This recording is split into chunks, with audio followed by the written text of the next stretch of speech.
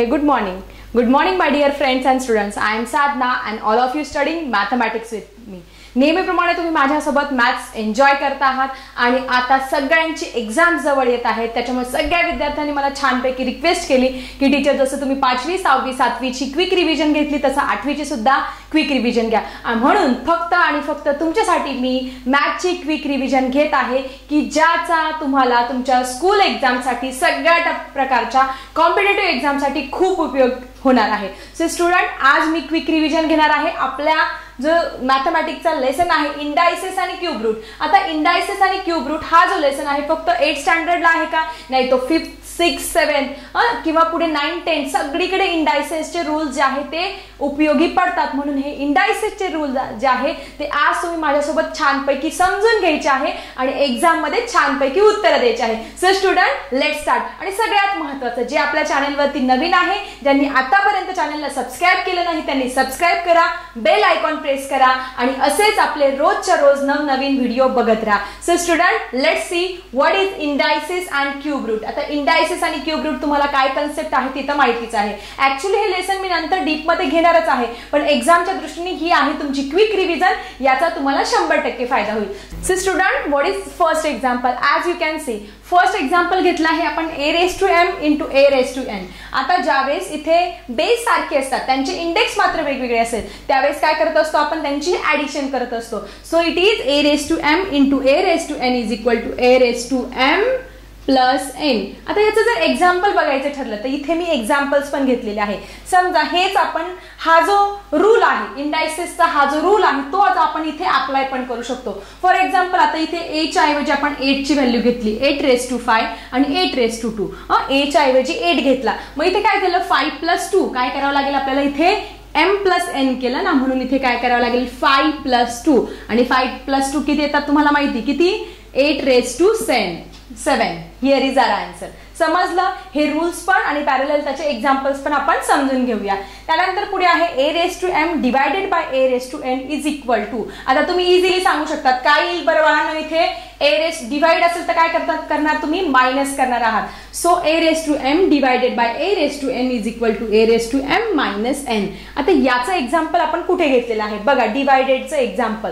So here is example 3⁻7 divided by 3⁻9. आता इथे पण दोन टाइप्स आहेत, ते दोन टाइप्स तुम्हाला मी डिटेलमध्ये समजावून सांगते परत हे एक्झाम्पल्स झाल्यानंतर. ओके, त्यानंतर पुढचं एक्झाम्पल आहे बघा, पुढचा रूल आहे a × b (m).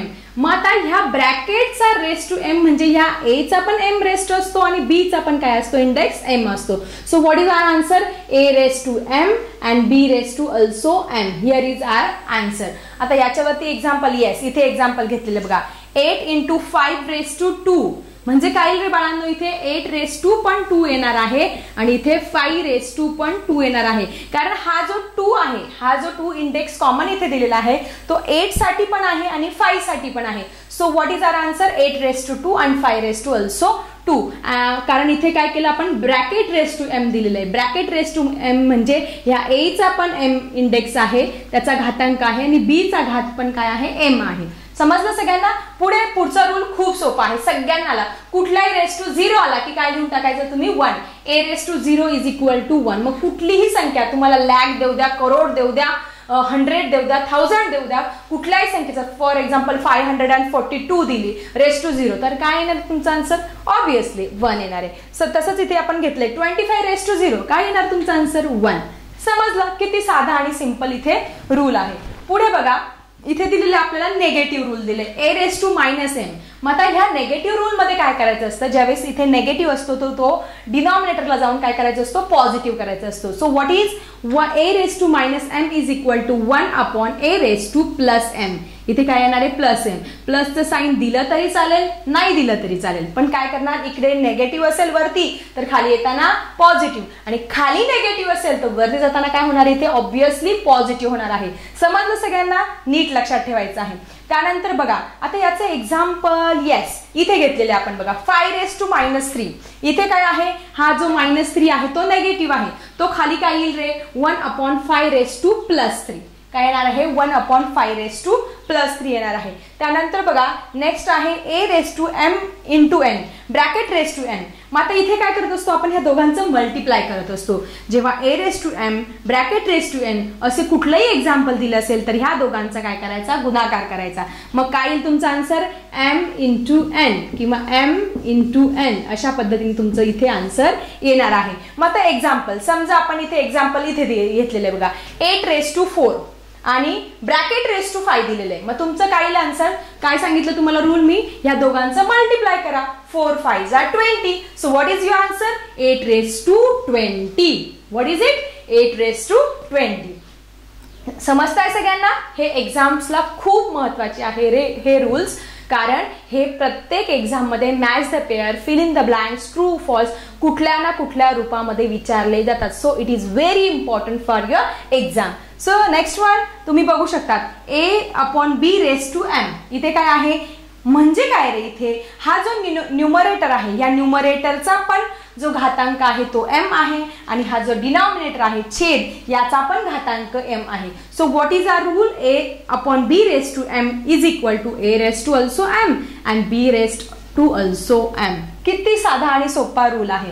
आता 8वं एक्झाम्पल घेतलं आपण, 8वा रूल घेतला, a/b रेस टू -m. आता -m असेल मग आपल्याला त्याचं प्लस करायचं असेल तर काय करणार तुम्ही, तिथे रेसिप्रोकल घ्यायचं आहे. मग a/b चा रेसिप्रोकल म्हणजे काय करावं लागणार, इथे फक्त उलट करावं लागेल, b/a करावं लागणार आहे, b/a. So what is your answer, a/b raise to -m is equal to b/a raise to +m. समजलं हे सगळे रूल्स आणि याच्यावरती सगळे हे एक्झाम्पल्स पण आपण सॉल्व्ह केले. काय येणार आहे, 5 रेस टू 1 म्हणजे 5चा एकच वेळा गुणाकार केला तर उत्तर किती येणार आहे, ऑब्व्हियसली 5 येणार आहे. So what is your answer, 5. आता फक्त हे एक्झाम्पल राहिलेलं आहे, हे एक्झाम्पल मी तुम्हाला डिटेल रूल्स मध्ये समजावून सांगते. So student let's C. So student this is most important rule. आपण बघितलं होतं की हे एक्झाम्पल आपलं राहिलं होतं. That is, what is rule? It is a raised to m divided by a raised to n is equal to a raised to m minus n. पण ज्यावेळेस हा n जो आहे याच्यापेक्षा ग्रेटर असेल त्यावेळेस काय वापरायचं आपण, हा झाला आपला साधा आणि simple rule. When m is greater than n त्यावेळेस आपण हा रूल वापरणार. पण जर कदाचित n हा मोठा आला m पेक्षा तर काय करणार, समजा एक एक्झाम्पल घेतलं, 8 रेस टू 10 घेतलं आणि डिवायडेड बाय 8 रेस टू 15 घेतलं म्हणजे हा झाला m आणि हा झाला n इथे. मग इथे काय आलेला आहे, हा जो n आहे तो m पेक्षा मोठा आलेला आहे. मग तुम्ही काय करणार, साधा आणि सोपं 1 लिहून घेणार. 8 रेस टू मोठ्या संख्येतून छोटी संख्या काय करा, इथे मायनस करा, 15 - 10. So what is 1/8 raise to 15 मधून 10 गेले किती उरले, 5. सो 1/8 रेस टू 5 येणार आहे इथे. किंवा तुम्ही काय लिहू शकतात, 8 रेस टू -5 अशा पद्धतीने सुद्धा इथे लिहू शकतात. So this is most important rule. पण साधा जर तुम्हाला एक्झाम्पल दिलं, 10 raise to 5 divided by 10 raise to 3 जर दिलेला आहे तर तुम्ही इझिली सॉल्व्ह करू शकता. काय करणार, फक्त -5 - 3. So 10 raise to it is 10 raise to 2 असं आलं की हा रूल वापरायचा. पण हा जर n मोठा आला तर मात्र हा रूल वापरणार.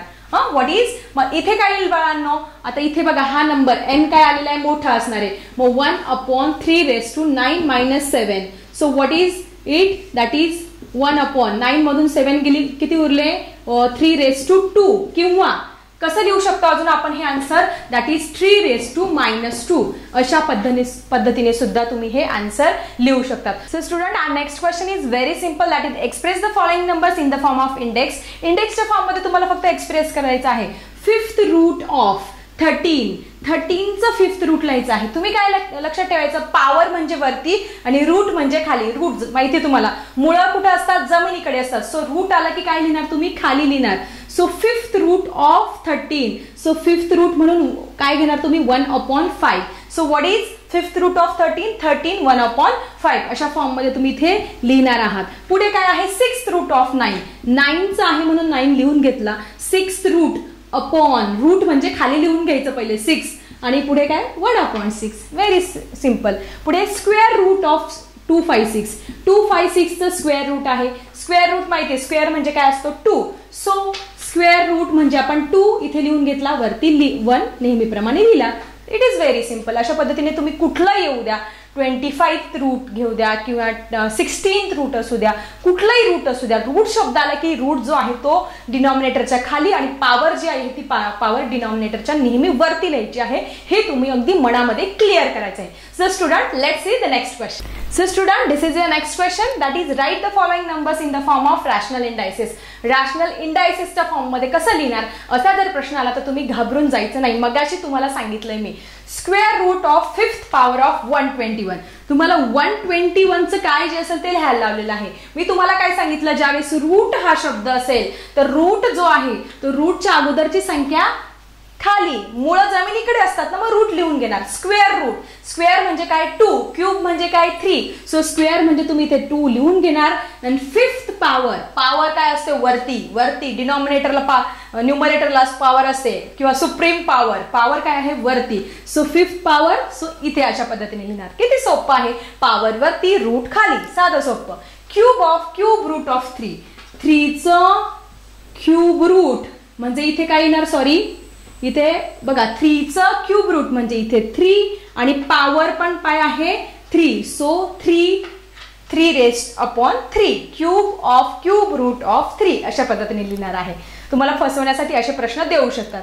5th root of square of 264, 264चं फाइंड करायचं म्हणून 264 लिहून घेणार. पुढे काय आहे 5th रूट, 5th रूट काय आहे 5th म्हणून 5th लिहून घेणार. And square of, square power तुम्हाला स्क्वेअर इथे दिलेला आहे. सो अशा पद्धतीने तुम्ही इंडायसेस अँड क्यूब रूट वरती कुठलाही प्रश्न आले तर तुम्ही छानपैकी सोडू शकता. सो आपण पुढचा टॉपिक बघूया, याच्या पुढचे टॉपिक बघूया नेक्स्ट व्हिडिओमध्ये. तोपर्यंत stay with me. So bye bye students.